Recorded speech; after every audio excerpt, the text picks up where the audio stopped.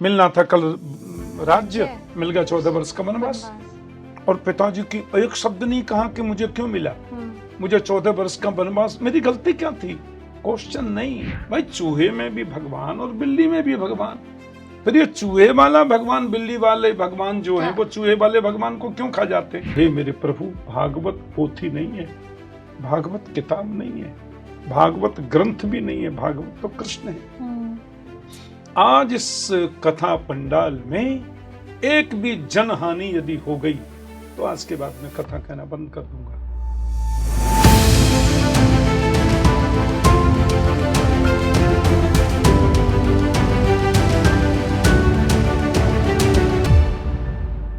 Speaking tree के सभी दर्शकों को मेरा नमस्कार। मैं हूं आचल वर्मा और आप देख रहे हैं हमारा खास show connect with अंतःगत।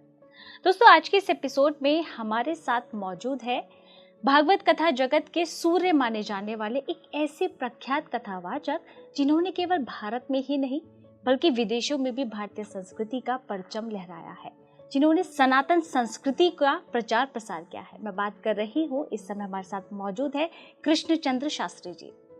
Shastri ji, आपका बहुत बहुत स्वागत है। कई बार ऐसा देखने में आता है जैसे कि अगर लाइफ में कोई प्रॉब्लम है तो लोग कहते हैं कि अच्छा है, लाइफ में प्रॉब्लम्स आ रही हैं, आपको चीज़ें सीखने को मिलेंगी, प्रॉब्लम्स आती ही आपके जीवन में आपको सिखाने के लिए, ऐसा बोलते हैं। लेकिन जैसे अगर मैं बात करूँ, मेरे एक नोन में है, उनकी लाइफ में कोई प्रॉब्लम नहीं है, या आती भी होगी तो वो बहुत सॉर्टेड लोग हैं, बहुत आराम से उस चीज़ को ऐसा नहीं दिखाते मेरे पास ये समस्या आ गई, मेरे पास ये समस्या आ गई, तो ऐसा लगता है कि उनकी लाइफ में कोई समस्या नहीं है। तो उनका भी तो जीवन चल रहा है। ज़रूरी है कि हमारी लाइफ में बहुत समस्या आए तभी हम लोग ठोकर खा के सीखें? ऐसे भी तो जीवन जी सकते हैं कि जहाँ समस्या अगर आती है लेकिन हम लोग उसको ऐसा ना माने कि हाँ ये मेरी लाइफ की समस्या है। असल में क्या है, जीवन में जो समस्या आते हैं, भागवत में लिखा है, हमने जिसको मान लिया वही दुख है और हमने जिसको मान लिया वही सुख है। मेरी बात समझना आप। अच्छा। हमको मखमल के गद्दे पर विश्राम करने से सुख मिलता है, वही सुख एक कीड़े को गंदी नाली में मिलता है। हमको बादाम का हलवा ब्रेकफास्ट में खाने से अच्छा लगता है, वही सुख 4 पैर वाले पशु को हरी घास खाने में आता है। क्या है दुख और क्या है सुख? जिसको मान लिया वो दुख है और जिसको मान लिया वही दुख सुख है। तो ये सारी बात हम जो ये कहते हैं दुख आते ही हमको शिक्षा देने के लिए हैं, ये सूत्र है शास्त्र का। दुख में तड़पो मती, सुख में फूलो मती, प्राण जाए मगर नाम भूलो मती, मुरली वाले को मन से रिझाते चलो, कृष्ण गोविंद गोपाल गाते चलो। इसका मतलब ये है कि बड़े से बड़ा संकट भी आवे उसमें घबराना नहीं है, और बड़े से बड़ा ऐश्वर्य भी आ जाए उसमें कभी अहंकार करना नहीं चाहिए। तो उसमें अहंकार करना नहीं है और उसमें कभी घबराना नहीं है। बस लक्ष्य को प्राप्त करना है कि ये शास्त्र ने जो कहा है ये अच्छा लक्ष्य है और मुझे इसको प्राप्त करना है। तो लक्ष्य की प्राप्ति पर जिसका ध्यान केंद्रित हो गया उसको न दुख रोक सकता है और न सुख उसमें बाधा बन सकता है, उस लक्ष्य को प्राप्त करेगा। दूसरी बात, पुराणों में जितनी भी कथाएं आती हैं और विशेषकर परमात्मा के 24 अवतार हैं, 24 अवतारों में 10 मुख्य अवतार हैं, 10 अवतार है ना विष्णु के, उनमें भी 2 मुख्य हैं, राम कृष्ण 2 एक हैं, अंतर नहीं निमेष, इनके नयन गंभीर हैं, उनके चपल विशेष। राम और कृष्ण, इन दोनों का जो चरित्र है, मैं ऐसा मानता हूं इनके चरित्र में जितना संकट आया, जितना दुख आया, उतना किसी मानव के जीवन में आ ही नहीं सकता। आप एग्जाम्पल देख लीजिए, रामकृष्ण दोनों के चरित्र को देख लीजिए। इसका तात्पर्य क्या है? वो हमको शिक्षा दे रहे हैं भगवान। अब राम जी को देखो आप, कितना संकट, बिल्कुल मिलना था कल राज्य, मिल गया 14 वर्ष का वनवास। और पिताजी की एक शब्द नहीं कहा कि मुझे क्यों मिला, मुझे 14 वर्ष का वनवास, मेरी गलती क्या थी, क्वेश्चन नहीं। उसने वही चीज को उन्होंने अवसर समझ लिया कि मुझे गुरुओं की सेवा का अवसर मिलेगा, महापुरुषों के दर्शन मिलेंगे, अपने राष्ट्र की जो विविधता है उसको देखने का अवसर मिलेगा, और किन किन घरों में कैसा कैसा टैलेंट छुपा है वो मुझे देखने को मिलेगा। हाँ। अच्छा, वन में गए, पत्नी का हरण हो गया, और संकट, न कोई सेना न कोई सहयोग, बंदर भालुओं की सेना बना ली, जो बेचारे वनों में रहते हैं, वृक्षों पे रहते हैं, उनकी सेना बनाई, और त्रिलोक जयी रावण, त्रिलोकी पर जिसका दबदबा, वो रावण, उसको जीत लिया। कितने बड़ा आत्मबल है, कितनी बड़ी आत्मशक्ति है, ये हमको शिक्षा देने के लिए। तो उनके अंदर वो जो शक्ति थी उनकी निर्माणता की वजह से थी, या वो भगवान के अवतार थे उसकी शक्ति? नहीं नहीं, भगवान के अवतार का तो दर्शन ही नहीं करा रहे वो। उनका नाम तो मर्यादा पुरुषोत्तम है ना। यदि वो भगवान हैं तो 14 वर्ष को वन क्यों जाए? कह देते मैं तो भगवान हूँ, क्या मतलब है?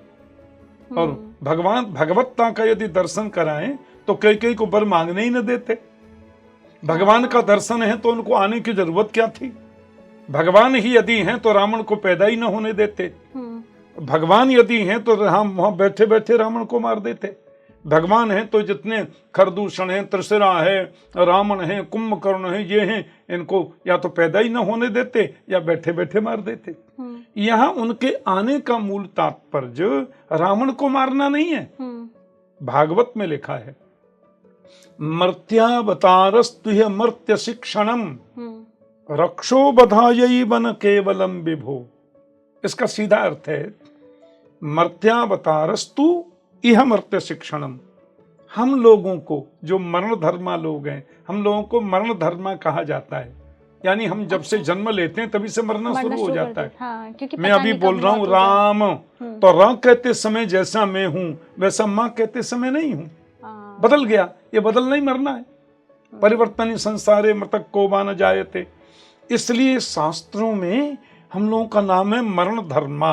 अच्छा। तो मरण धर्मा लोगों को अपने चरित्र से शिक्षा देने के लिए रामकृष्ण का अवतार होता है। रक्षो बधायैव न केवलम विभो। राक्षसों को मारने के लिए ही राम का अवतार केवल नहीं होता, हमको शिक्षा देने के लिए होता है। तो देखो, ऐसी परिस्थिति बन सकती है, कैसे मुकाबला करोगे तो बता रहे हैं। अच्छा। ये स्थिति आ सकती है तो कैसे मुकाबला करोगे, हिम्मत से बता रहे हैं।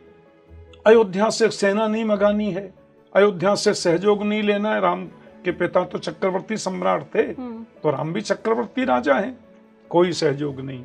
वो बेचारे वनों में रहते हैं, भील कोल और वनों में हैं वो बंदर भालू, उनको इतनी बड़ी सेना बना दी कि त्रिलोक जयी रावण पर विजय प्राप्त कर ली। और तो राम बताते हैं आत्मशक्ति, उद्योगिनम पुरुष सिंहमुपैति लक्ष्मी।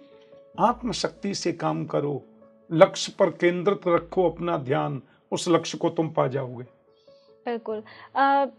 ईश्वर की दो संतान हैं, देव और असुर, ठीक है, और दोनों उन्हीं की संतान है, दोनों उन्हीं के बनाए हुए। जैसे हम नॉर्मल बात करें, एक पिता के दो पुत्र हैं, एक बहुत नॉटी है, नटखट है, सुनता नहीं है, और एक है जो बहुत शांत स्वभाव का है, तो वो भी उनके अंदर कभी भेदभाव नहीं करेगा। लेकिन ईश्वर हमेशा देवताओं का पक्ष लेते हैं, हमेशा देवताओं की तरफ से लड़ते हैं। तो असुर को इसमें ये नहीं लगता होगा कि ये तो ईश्वर, हम तो इन्हीं की संतान है, लेकिन ये भेदभाव कर रहे हैं। तो इसमें जो ईश्वर है वो कैसे जस्टिफाई करते होंगे, जबकि एक नॉर्मल इंसान भी अपने बच्चों के बीच में वो कभी भेदभाव नहीं करेगा, लेकिन वो तो ईश्वर है, वो कैसे देव और असुर में भेदभाव कर रहा है? ये प्रश्न जो आपने किया है ना, ये प्रश्न भागवत में राजा परीक्षित ने सुखदेव जी से किया है, बिल्कुल हूबहू यही प्रश्न। अच्छा। हाँ, अब देखो कैसा है वो प्रश्न में, श्लोक बोलता हूँ। सम प्रिय सुहृद ब्रह्मन भूतानाम भगवान स्वयं इंद्रस्यार्थे कथम दैत्यान अवधीत विषमो यथा। तो परीक्षित ने कहा, प्रभु भगवान की दृष्टि तो सम है, सब उनकी नजर में एक है। हाँ। भूतानाम भगवान स्वयं, वो सब में विराजमान भी रहते हैं। उनके लिए तो देवता और दैत्य दोनों एक हैं। फिर इंद्रस्यार्थे कथम दैत्यान, फिर इंद्र माने देवताओं के लिए, कथम दैत्यान, क्यों दैत्यों को भगवान मारते हैं। सुखदेव जी बोले मैंने तो नहीं कहा तुमसे ऐसा। बोले और 3 दिन से आप क्या क्या रहे हैं, आज 4था दिन चल रहा है, आप तो बता रहे हैं देवताओं को बचा लिया, दैत्यों को मार लिया, राक्षस को मार दिया, भक्तों को बचा लिया, पापियों को डुबो दिया, प्रेमियों को पार लगा दिया। यही सुन रहा हूं। भाई चूहे में भी भगवान और बिल्ली में भी भगवान, फिर ये चूहे वाला भगवान बिल्ली वाले भगवान जो है वो चूहे वाले भगवान को क्यों खा जाते। भगवान तो सब में है ना। हाँ। तो भगवान की दृष्टि में भेदभाव क्यों है। तो सुखदेव ने मां बहुत गजब का जवाब दिया है। तो बोले देखो भगवान न तो किसी को मारते हैं और न किसी को बचाते। अच्छा। भगवान न देवताओं की सहायता करते हैं और न दैत्यों के साथ में कपट करते हैं। परीक्षित बोले क्यों। बोले ये सब चमत्कार उसकी आंखों का है, जो उसकी आंखों के सामने आ गया वो बच गया और पार हो गया, जो आंखों के सामने नहीं आया वो बचा भी नहीं और पार भी नहीं हुआ। आंखों के सामने मतलब यही बता रहा हूं मैं। हाँ। भगवान का वचन है श्रीमद् वाल्मीकि रामायण में। अच्छा। राम जी कह रहे हैं हाँ। सक्रदेव प्रपन्नाय तवास्मीति तु याचते अभयम सर्वभूतेभ्यो ददाम्ये तत् व्रतम मम। एक बार भी कोई मेरे सामने आकर के बोल दे कि मैं आपका हूँ, सर्वभूतेभ्यो अभयम ददामी, प्राणी मात्र से अभय देता हूँ, मेरी प्रतिज्ञा है। अच्छा। सन्मुख होय जीव मोहि जब ही, जन्म कोटि अगन आसहु तभी। जीव एक बार मेरे सामने आ जाए तो उसके करोड़ों जन्मों के पापों को मैं नष्ट कर देता हूँ। अच्छा। है ना।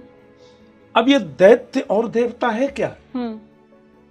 हमारी जो अशास्त्रीय प्रवृत्ति है उसी को हम दैत्य बोलते हैं, और शास्त्र सम्मत जो हमारी जीवनचर्या है उसी को हम देवता बोलते हैं। और शास्त्र सम्मत जीवनचर्या हमारी है, इसका तात्पर्य क्या है।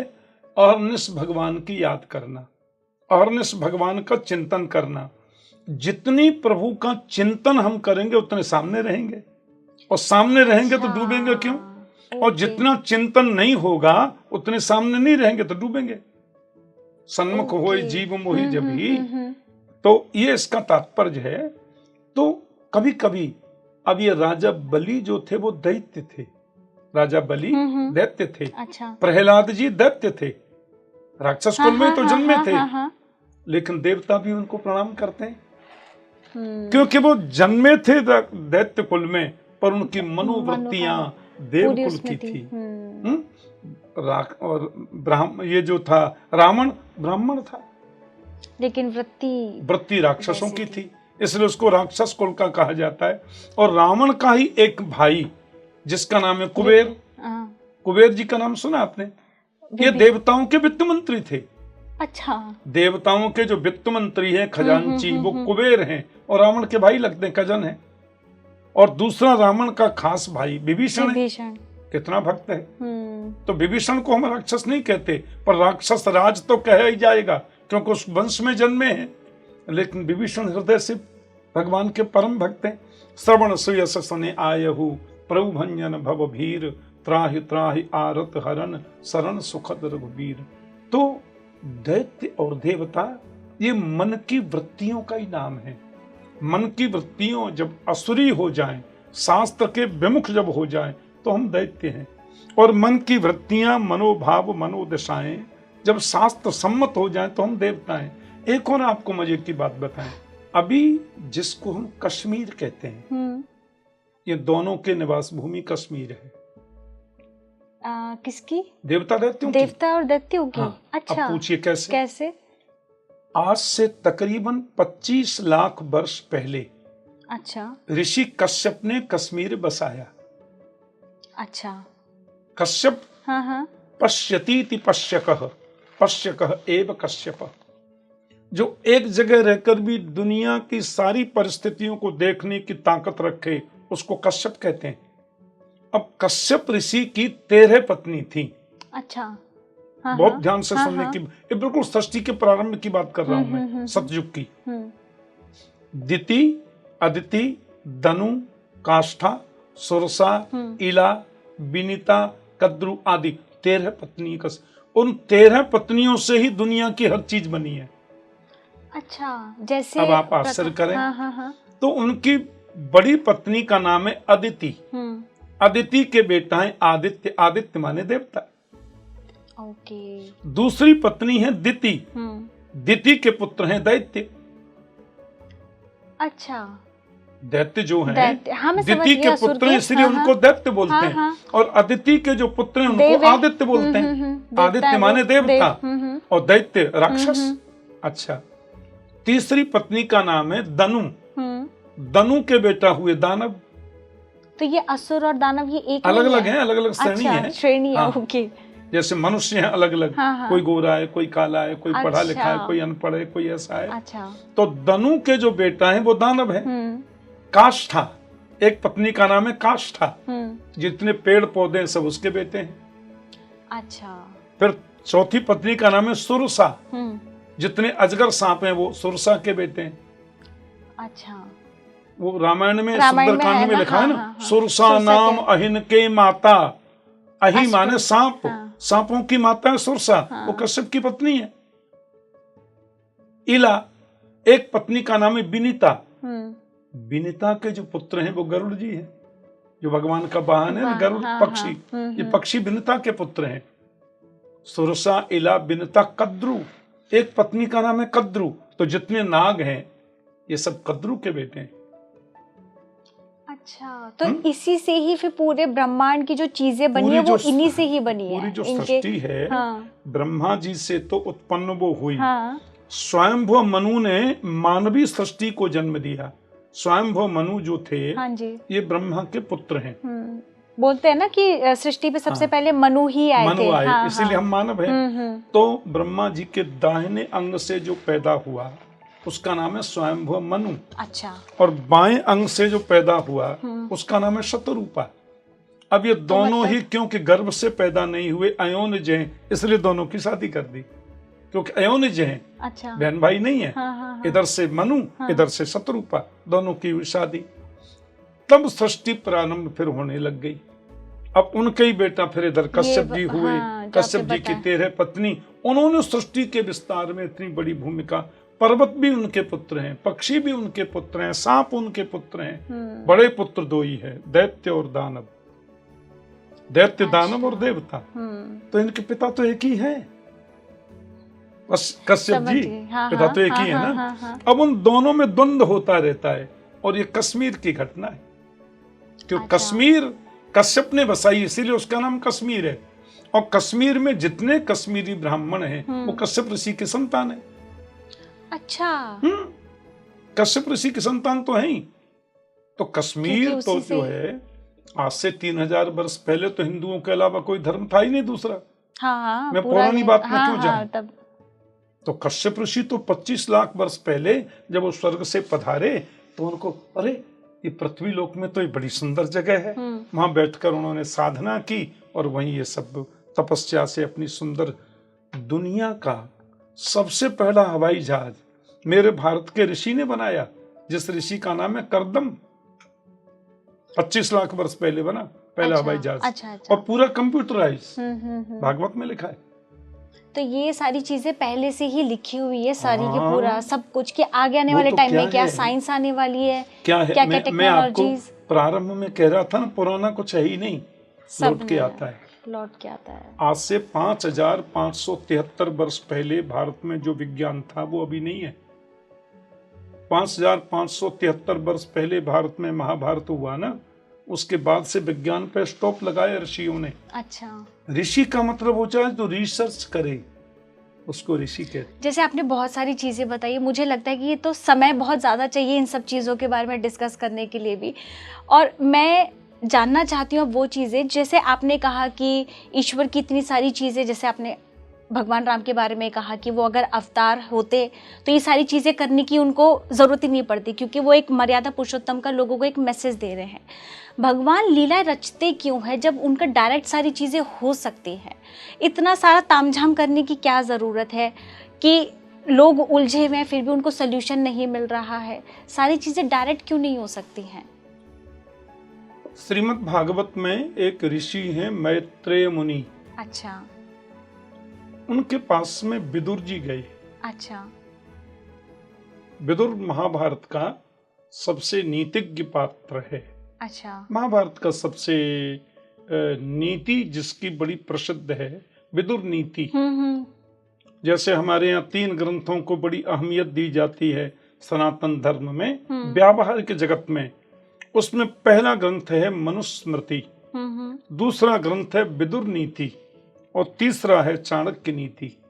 ऋषि चाणक्य हुए ना, तो उसमें विदुर जी की नीति का बड़ा महत्व है। अच्छा। कैसे हमें रहना चाहिए, कैसे व्यवहार करना चाहिए, माता के प्रति, बहन के प्रति, पत्नी के प्रति, नौकर के प्रति, राजा के प्रति, कुत्ते के प्रति कैसा हमारा वो होना चाहिए। ये विदुर नीति में बड़ा अद्भुत व्याख्यान है। अच्छा। तो वही विदुर जी भगवान के स्वधाम जाने के बाद में मैत्रेय मुनि के पास में गए। मैत्रेय मुनि जो है बहुत बड़े ऋषि थे, हरिद्वार में रहते थे। हरिद्वार में 2 नदियां बहती हैं, उसके बीच में टापू पर उनकी यूनिवर्सिटी थी। अच्छा। जिसमें 10,000 छात्रों को ऋषि मैत्रेय अपने खर्चे से निःशुल्क पढ़ाते थे। अच्छा। तो मूलतः उपाध्याय वो थे। उपाध्याय उनको कहा जाता है जो हजारों लोगों को अपनी ओर से निःशुल्क अध्ययन कराएं, सब खर्चा उनका दे, उन्हें उपाध्याय कहते हैं। अच्छा। अच्छा। तो मैत्रेय मुनि से विदुर जी जब गए तो बड़ी विदुर जी का बड़ा सम्मान किया, उन्होंने बिठाया। तो विदुर जी बोले, भगवान ने दुनिया क्यों बनाई? अच्छा। क्या जरूरत थी? नहीं बनाते तो भी चलता। एक गीत, दुनिया बनाने वाले क्या तेरे मन में समाई, यानी काहे को दुनिया बनाई, ये उसी क्वेश्चन का फिल्मी गीत है। अच्छा। हाँ, ओके। जो 5000 वर्ष पहले ऋषि विदुर जी ने किया था मैत्रेय मुनि से, परमात्मा ने दुनिया क्यों बनाई? नहीं बना, अरे आराम से बैठे थे बैकुंठ में। क्या मतलब था? क्यों इतना दुख, इतना सब चीजें? दूसरा प्रश्न, दुनिया बनाई एक जैसी बना देते, न कोई दुखी न कोई सुखी, न कोई अमीर न कोई गरीब, सबके एक जैसे फ्लैट, एक जैसे मकान, एक जैसा सबका कलर, एक जैसे सबके पास में धन, एक जैसी सबकी बुद्धि, दुख है ही नहीं, बात खत्म। 2 प्रश्न। तीसरा प्रश्न, ये भगवान क्यों आता है? ये लीला करता है भगवान, क्यों? क्या जरूरत थी आने की? पहले पापी को जन्म देना, फिर पापी से पाप कराना, फिर पापी के द्वारा दुनिया को तड़पाना, और लोग जब तड़प करके भगवान भगवान भगवान त्राहिमाम करें तो बादल में से बोलता है ऊपर से, खबरदार मैं आ रहा हूं, धर्म संस्थापनार्थाय संभवामि युगे युगे, गीता में। क्यों? हाँ, वही मैत्रेय जी कह रहे हैं। वो आप वाला प्रश्न है ये। क्यों करते हैं भगवान ऐसा? लेकिन भगवान ने दुनिया क्यों बनाई, ये प्रश्न नहीं है। इतनी सुंदर कैसे बनाई, ये प्रश्न है। मैत्रेय जी जवाब दे रहे हैं। कैसे बना दी इतनी सुंदर दुनिया? कम से कम 2000 प्रकार के पक्षी हैं। आपने मोर देखा है? हाँ। क्या पेंटिंग की है उसमें, कैसे कर दी, क्या प्यारा बोलता है। कोयल और कौआ एक जैसे हैं। कोयल बोलती है तो मिस्री घुल गई गले में, और कौआ बोलता है तो लोग ईंटा मारते हैं, काम काम काम काम कर रहा है सवेरे। उसके गले में इतना मिठास किसने दिया? सांप के शरीर में हड्डी नहीं होती, पर सांप मनुष्य से ज्यादा तेज दौड़ता है। कैसे? सूरज अपने टाइम पर निकल रहा है, प्रकाश दे रहा है, चंद्रमा समय पर निकल रहा है। कैसे? पृथ्वी में इस पेड़ का मैंने फल खाया, मुंह मीठा हो गया, अंगूर है, और इस पेड़ का मैंने फल तोड़ के खाया, मुंह चिरमिरा हो गया, मिर्ची है। एक जमीन में अंगूर और मिर्ची का मिठास और खटास कहां से आया? कौन ने दिया और क्यों दिया? ये प्रश्न है ना? बिल्कुल। तो ये परमात्मा की सृष्टि सुंदर है, विविधताओं से भरी है। हम लोग ये गीत सुनते थे, नाम तुम्हारा तारनहारा, कब तेरा दर्शन होगा, जिसकी रचना इतनी सुंदर वो कितना सुंदर होगा। जिसकी रचना इतनी सुंदर है वो स्वयं कितना सुंदर है। तो पहले प्रश्न का जवाब तो ये है कि भगवान की इच्छा। यदि मिथ्यम कह सके न कोई, उसमें कोई कुछ नहीं कह सकता। भगवान क्यों बनाता है, क्यों खेलता है, क्यों ये सब करता है। दूसरी बात, तुमने प्रश्न किया कोई दुखी क्यों, कोई सुखी क्यों, एक जैसे हो जाते सब। बोले भगवान किसी को दुख देते ही नहीं, भगवान किसी को सुख देते ही नहीं। भगवान जब सृष्टि बनाते हैं तो हमारी सृष्टि का जो संविधान है वो वेद है, वेद संविधान। और उसमें 3 सूत्र लिखे हैं, कर्म, अकर्म, विकर्म। वेद के अनुसार जो करता है वो कर्म है, वेद के अनुसार जो नहीं करता वो अकर्म है, और उसके विपरीत जो करता है वो विकर्म है। अब भगवान ने 3 सूत्र दे दिए और आपको मन दे दिया, बुद्धि दे दी, 5 ज्ञानेंद्रियां, 5 कर्मेंद्रियां, मन, बुद्धि, चित्त, अहंकार, शरीर एक बार बना दिया। और आप में ये कंप्यूटर रख दिया कि बुरा क्या है, अच्छा क्या है, ये सोचने की तुम में शक्ति आ गई। अब जैसा करो वैसा भरो, जैसा करो। वो वर्तुलाकार घूम रहा है, पुनरपि जननम पुनरपि मरणम पुनरपि जननी जठरे शयनम। बार बार जन्म, बार बार मृत्यु, बार बार दुख, बार बार। वो कर्म के अनुसार वर्तुलाकार घूम रहा है ऐसे। जैसा करो वैसा। भगवान तटस्थ होकर देख रहे हैं, ये सृष्टि चल रही है उसकी। अध्यात्म से जुड़कर जो ज्ञान में आ गया, भक्ति में जिसकी प्रविष्टि हो गई, उसको स्टॉप, सारे कर्म जलकर यहाँ खत्म, नॉन स्टॉप। यद्गत्वान निवर्तन्ते तद्धाम परमम मम, गीता में कृष्ण कहते हैं जहाँ जाने पर कभी आना नहीं पड़ता। ब्रह्म सायुज्यते पुनः, भगवान को प्राप्त हो गया, ये मुक्ति है। अच्छा। आवागमन का चक्कर खत्म हो जाता है। और जब तक उस पथ पर नहीं चले हैं सत्संग के द्वारा, तब तक ये चक्कर चलता रहेगा। अच्छा। दुख भोगो, सुख भोगो, ये करो, अच्छा करो स्वर्ग में गए, बुरा किया नरक में गए। भक्ति और ज्ञान के पथ पर आए तो वैकुंठ गई, मुक्ति हो गई, बात खत्म। 2 प्रश्नों के जवाब। क्यों आते हैं भगवान? तो उन्होंने जवाब दिया कि राक्षस ने जन्म लिया, ये मेरे कर्म का फल है। अच्छा। राक्षस के द्वारा, दैत्य के द्वारा मुझे दुख मिल रहा है, ये मेरे कर्म का फल है। और राक्षस ने जो किया उसको भगवान ने मार दिया, ये उसके कर्म का फल है। भगवान का आगमन किसी राक्षस को मारने को नहीं, भगवान का आगमन तो जो वर्तुलाकार घूम रहे हैं सुख दुख आदि में, उनको सही मार्ग दिखाने का है। मर्त्यावतारस्तु मर्त्य शिक्षणम रक्षो बधाये वन केवलम विभो। इतनी सारी चीजें हो जाती हैं ईश्वर के बारे में जानने के लिए कि समझ में ही नहीं आता।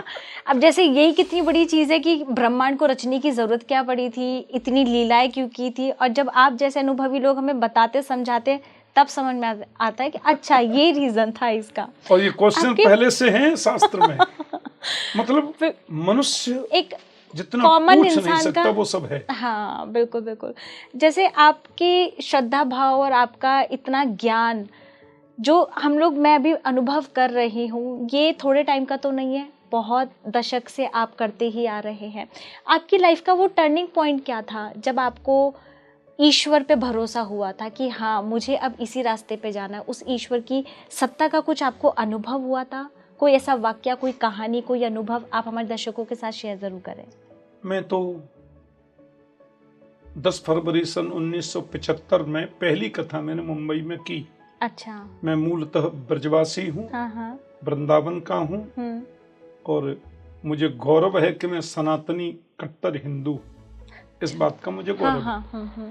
मैं कथा करता तो जब 50 वर्ष पहले नहीं, 55-56 साल पहले जब मैं रासलीला में 5-7 महीने कृष्ण बना, तो उसको ठाकुर जी बोलते हैं, इसलिए मुझे लोग ठाकुर जी नाम से जाने। तो मेरे पूज्य गुरुदेव ने वो लीला में मुझे कृष्ण बने देखा। अच्छा। उन्होंने मेरे पिताश्री से कहा, हाँ। ये बालक पढ़ता है प्राइमरी में, अच्छी बात है, आप चाहो तो इसको मैं संस्कृत पढ़ाऊं अपने पास रख करके। अच्छा। कई छात्र मेरे पास पढ़ते हैं, क्योंकि इसकी आभा मुझे लगी कि इसका मार्गदर्शन अच्छा हो तो ये बच्चा कुछ कर सकता है जीवन में, राष्ट्र की सेवा। तो गुरुदेव की सन्निधि में मैं रहा, कथा करने लगा, और मुझे विश्वास, संबंध, विश्वास और समर्पण, ये 3 सूत्र हैं। परमात्मा से हमारा विश्वास पहले हो, भगवान सब जगह है, इसका नाम ही विश्वास है, ये बात दिल में बैठ जाए। बिन विश्वास भक्ति नहीं, ते ही बिन द्रवहि न राम, बिना विश्वास के भक्ति नहीं होती। दूसरा संबंध, परमात्मा के साथ में हमारा संबंध जुड़े, मैं जीव हूं वो ईश्वर है, मैं भक्त हूं वो भगवान है, या मैं पुत्र हूं वो पिता है। त्वमेव माता च पिता त्वमेव बंधुश्च सखा त्वमेव, भगवान से संबंध जुड़ जाए। और तीसरी बात समर्पण, समर्पण हो जाए। तो मैं कथा करने लगा। एक बार नेपाल में कथा कर रहा था मैं। नेपाल में एक जगह है लाहान बाजार। अच्छा। और वहाँ के हैं तो भारतीय, नेपाल में उनकी राइस मिल वगैरह थी। ये बात बता रहा हूँ मैं, इंद्रेश का जन्म नहीं हुआ था, उसके अच्छा। पहले की बात है। तो उनकी राइस मिल के प्रांगण में हो रही थी कथा। बड़ा विशाल पंडाल, उन्होंने पीछे व्यास गद्दी के पीछे, पर्दे के पीछे 5000 बोरियां सजाई धान की। अच्छा। मैंने कहा ये क्यों? हाँ। बोले हम मार्च में तूफान प्राय आ जाते हैं, तो तूफान से कहीं पंडाल वंडाल गिर न जाए, तो हमने ये लगा दिया। अच्छा। तीसरे दिन कथा चल रही। अब क्योंकि वो सेठ जी उद्योगपति हैं, उनकी बंबई से और कहाँ भारत से भी बहुत लोग गए थे। एक बच्ची आई थी छोटी सी, उसकी गोद में 6 महीने का बच्चा था। अच्छा। पिता के घर कथा है, मैं सुनने आई हूँ। तीसरे दिन की कथा चल रही थी और भयंकर काले बादल। अच्छा। और थोड़ी देर में भयंकर वर्षा। 5-1 हजार आदमी बैठे थे। कथा शुरू हुई, 1 घंटा हुआ था। तीसरे दिन की बात है, 7 दिन की कथा अमूमन चलती है। पहले तेज हवा आई, फिर हवा बंद हो गई और वर्षा आते आते भयंकर तूफान के संग ओले पड़े। अच्छा। और मैंने देखा कि छोटे छोटे ओले पर बड़े, मेरे ख्याल से 100-100 ग्राम तक के ओले पड़े। और वो पूरा पंडाल टीन का बना था, टीन के नीचे फिर डेकोरेशन किया था पर्दे का। तो वो टीन उड़ करके 1-1 फरलांग दूर जाके गिरी। करीब 250 गाड़ियों के कांच टूट गए और पानी, बर्फीला पानी नीचे 6 इंची बहने लगा व्यास गद्दी से। पंडाल तो बिल्कुल चिथड़े रह गए, बाकी सब तो लोगों ने मुझे खींच लिया कि आप आइए। अब मैं तो बैठा रहा कि नहीं, मैं उठूंगा नहीं। तो मैंने देखा वो मुंबई से कोई बच्ची आई थी कथा में, उसकी गोद से वो 6 महीने का बच्चा उसकी गोद से गिर गया। और नीचे जो बर्फीला पानी बह रहा था पंडाल में, हमारे स्टेज के नीचे भी, उसमें बच्चा गिर गया। और उस बच्ची ने तुरंत उसको उठाया और एकदम ठंड भयंकर हो गई और बड़ा भयावह दृश्य। उस समय मैंने संकल्प कर लिया कथा में बैठे बैठे कि हे मेरे प्रभु, भागवत पोथी नहीं है, भागवत किताब नहीं है, भागवत ग्रंथ भी नहीं है, भागवत तो कृष्ण है। आज इस कथा पंडाल में एक भी जनहानि यदि हो गई तो आज के बाद मैं कथा कहना बंद कर दूंगा। ये मेरा संकल्प था। अच्छा। मैंने देखा फिर आधा पौना घंटे में सब थम गया, किसी को खरोंच भी नहीं लगी, सब लोग सुरक्षित रहे। गाड़ी जरूर 250-300 गाड़ियों के कांच बाज टूट गए जो दूर दूर से लोग आए थे। तब से मेरा विश्वास बढ़ गया कि प्रत्यक्ष परमात्मा है। नहीं, आज कुछ भी हो सकता था। जो टीना उड़ उड़ कर दूर दूर जाके गिर रही थी, यदि वो ऐसे गिर जाए तो कितने लोगों के गले में लग जाए, हाथ में लग जाए, पहने होते हैं उसके रूप। एक बार मैं कथा कर रहा था ग्वालियर में। अच्छा। किसी बड़े ग्राउंड में हो रही थी, ये भी 25-30 वर्ष पहले की बात है। अच्छा। तो वहां कोई वो बिजार होता है ना, नंदी। हाँ। कोई नंदी बिचर गया था, माने बिगड़ गया था। बिगड़ गया था। लोग कहते हैं कि उसको कुछ पागलपन के से दौरे पड़े, तो उसको पकड़ लिया था पुलिस ने। अच्छा। और कहीं उसका इलाज चल रहा था, बड़ा तंदुरुस्त। उन दिनों कथा 2 टाइम होती थी, 9 से 12, 3 से 6। तो सवेरे की कथा चल रही थी, 11 बज रहे होंगे, 12 बजे कथा पूरी होगी। इधर महिलाएं बैठी हैं, इधर पुरुष बैठे हैं, बीच में 3 फीट की एक गैलरी रहती है। तो वो दौड़ा वो पुलिस से छूट करके वहां से वो नंदी और पंडाल के बीच की गैलरी में आ गया। और चारों तरफ ऐसे देखे, लोग बोले कि कई लोगों को ये जख्मी कर चुका है और एक आध के साथ डेथ भी हो गई, इतना वो खूंखार हो गया था। अच्छा। हाँ, तो वो नंदी आ गया, मैंने प्रणाम किया। पहले तो वो ऐसे खड़ा हो गया व्यास गद्दी के सामने, फिर व्यास गद्दी के नीचे 40 बाई 80 फीट का हमारा वो बनता है स्टेज। हाँ। तो वो उसकी लोग परिक्रमा भी देते हैं नीचे कई बार। अच्छा। फिर वो नांदी आया, सब लोग पीछे 8-10 पुलिस वाले खड़े थे जो उसके पीछे आए थे कि ये छूट कैसे गया, पूरे शहर में हल्ला था। तो फिर वो आया और ऐसे वो परिक्रमा के स्थान पर वो ऐसे घूम करके नंदी आया बड़ा तगड़ा, और फिर बीच की गैलरी में आके वापस ऐसे चला गया। थोड़ी दूर आया तो पुलिस की गाड़ी आई थी वो पकड़ने वाली, और पुलिस वालों ने जस तस करके उसको फिर उसमें बिठाया और उसको ले गए। तब भी मैंने कहा था, हे भगवान कुछ ऐसा हो न जाए। तो विश्वास तो प्रभु में ऐसे जगता ही है। एक बार मैं अमेरिका तो क्योंकि प्रतिवर्ष जाता हूँ, तो 2011 की बात है, मैं न्यूयॉर्क जा रहा था। यहाँ से सीधा फ्लाइट जाता है एयर इंडिया का, Delhi to New York non stop. और नया एयरक्राफ्ट था, मैं उसमें बैठा, काफी 500-600 लोग बैठे होंगे। तो यहाँ से जगाधरी के ऊपर होके निकल रहे होंगे हम लोग, तो उसके एक इंजन में स्पार्किंग हो गई। और क्योंकि 16 घंटे का नॉन स्टॉप फ्लाइट है, 80,000 से ज्यादा लीटर उसमें पेट्रोल रहता है। तो फिर वो लोग जिन्होंने देखा वो काफी यात्री रोने लग गए। मैं उसी फ्लाइट में बैठा था। अच्छा। तो मैं तो ग्रंथ पढ़ता हूँ या माला जपता हूँ, तो काफी लोग रोने लग गए। कई बंगाली उसमें बैठे थे जो जा रहे होंगे सर्विस आदि के लिए। तो लोगों ने मुझसे कहा कि अनाउंस किया पायलट ने, आप लोग घबराएं नहीं, हम वापस दिल्ली जा रहे हैं, और स्पार्किंग जिस इंजन से हुई थी वो हमने बंद कर दिया है, लेकिन 80,000 से ज्यादा लीटर इसमें है पेट्रोल, उसको हम पूरा आकाश में उड़ाएंगे तभी नीचे उतर सकते हैं। इतना डीजल लेके हम यदि उतरेंगे तो विस्फोट होने का खतरा है। जो नॉन स्टॉप फ्लाइट होते हैं उसमें 1 लाख लीटर के आसपास रहता है, 80,000 1 लाख डीजल। 16 घंटे नॉन स्टॉप चलना है, तो एकदम इतना भरा हुआ हम लैंड करेंगे तो विस्फोट हो सकता है। इतना वजन उसमें पहले से ही है। 500 आदमी यदि हैं दोनों उसमें मिला के, सबकी इतनी अटैचियां, इतना सब। तो हम तकरीबन 35 मिनट आकाश में ऐसे डोलते रहे। पूरा आकाश सफेद हो गया, पूरा फुल। उसने 80,000 लीटर पूरा उड़ा दिया आकाश में। 1,000 रह गया होगा तब हम लोग फिर नीचे उतरे। तब भी मैंने प्रभु से कहा था कोई जनहानि नहीं हो गोविंद। फिर हम लोग आए, 12 घंटे दिल्ली रुके, फिर दूसरा एयरक्राफ्ट गया। फिर हम लोग एक दिन लेट से मेरी कथा वहां शुरू हुई जन्माष्टमी पर। तो जीवन में ऐसे कितने भी अनुभव आते हैं, पर एक बात कृष्ण की, योगेश्वर की, कि तस्मात् सर्वेषु कालेषु माम अनुस्मरयुध्य च। सर्वेषु कालेषु माम अनुस्मर, प्रत्येक काल में मेरा स्मरण करो और युद्ध च, कर्म भी करो।